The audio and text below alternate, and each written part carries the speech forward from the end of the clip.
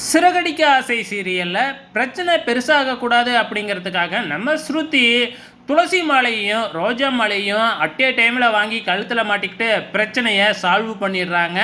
நம்ம முத்து மீனா கிட்ட வந்து எப்படியாச்சும் பிரச்சனை நடக்க போகுது பாரு, 2 மாலையை வச்சு பிரச்சனை பெருசாக வரப்போகுது அப்படின்னு சொல்லிட்டு தன்னோட அப்பாவை கூப்பிட்டு பாருங்க பாருங்க அங்கே பிரச்சனை வரப்போகுது அப்படின்னு காமிச்சிக்கிட்டு இருக்கும்பொழுது நம்ம ஸ்ருதி 2 மாலையும் போட்டுக்கிட்டு கூலாக நடந்து வராங்க. ஸோ பிரச்சனை எதுவும் பெருசாக நடக்கவே இல்லை. ஸோ இங்கே ஸ்டேஜில் போயிட்டு வந்து பார்த்திங்கன்னா நம்ம ஸ்ருதி ஃப்ரெண்டோட எல்லாமே ஃபோட்டோ எடுத்துக்கிட்டு இருக்கிறாங்க. ஸோ இங்கே விஜயா இருந்துக்கிட்டு என்ன இன்னும் அந்த ரோகிணி இன்னும் ரெடியாகவே இல்லை, அவள் தானே மூத்தவ, அவளுக்கு தானே ஃபஸ்ட்டு சடங்கெலாம் நடக்கணும், இன்னும் அவன் அப்பா வரவே இல்லையா அப்படின்னு நான் போய் பார்த்துட்டு வரேன் அப்படின்னு சொல்லி கிளம்பிடுறாங்க. இங்கே வந்து பார்த்திங்கன்னா ஸ்ருதியோட அப்பா அம்மா செட் பண்ண ஆளுங்க 2 பேர் வராங்க. ஸோ அவங்க 2 பேரும் முத்துவை அடையாளம் காமிச்சு இந்த முத்துவை தான் நீங்கள் வந்து எப்படியாச்சும் பிரச்சனை பண்ண உருவாக்கணும் அப்படிங்கிற மாதிரி டாஸ்க்கு கொடுத்துட்றாங்க. அவங்களும் வேணும்னே போயிட்டு நம்ம முத்து காலை போட்டு மிதின்னு மிதிக்கிறாங்க. ஆனால் நம்ம முத்து வந்து பார்த்திங்கன்னா பேசாமல் அப்படியே ஊன்னு அலறிக்கிட்டே இருக்கிறாப்புல.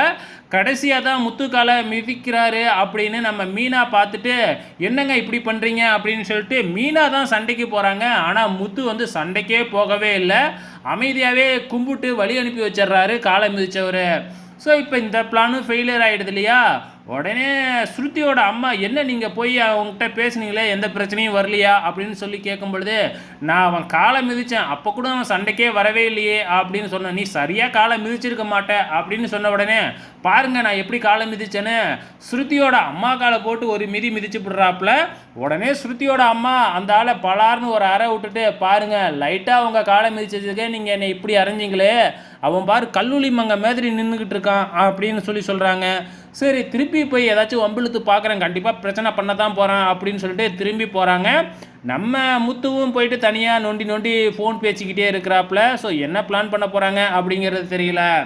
இங்கே விஜயா நேராக ரோஹிணிக்கிட்ட போயிட்டு என்ன இன்னும் உங்கள் அப்பா வரவே இல்லை, ஆமாம் கழுத்தில் ஏன் இவ்வளோ கம்மியாக நகை போட்டிருக்க அப்படி இப்படின்னு ஸ்ருதியை கேள்வி மேலே கேள்வியாக கேட்டுக்கிட்டு இருக்கிறாங்க. இங்கே ஸ்ருதி என்ன செய்கிறது என்ன பண்ணுறதுன்னு புலம்பிக்கிட்டு இருக்கிறாங்க. அப்பான்னு ஒருத்தர் இருந்தால் தானே வர வைக்க முடியும், என்ன பிளான் பண்ணுறாங்க அப்படின்னே தெரியாமல் முழிச்சுக்கிட்டு இருக்கிறாங்க. அதே டைமில் ரோகிணி செட் பண்ண ஆளும் வந்து பார்த்திங்கன்னா அந்த இடத்துக்கு வந்துடுறாப்புல. ரோகிணியோட ஃப்ரெண்டு கொண்டு போயிட்டு முத்துவை அடையாளம் காமிச்சு இவரை தான் நீ குடிக்க வைக்கணும் அப்படின்னு சொல்கிறாங்க.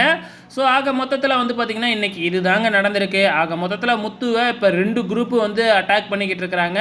அதையெல்லாம் முத்து எப்படி சமாளிக்க போகிறாரு அப்படிங்கிறத வெயிட் பண்ணி பார்க்கலாம்.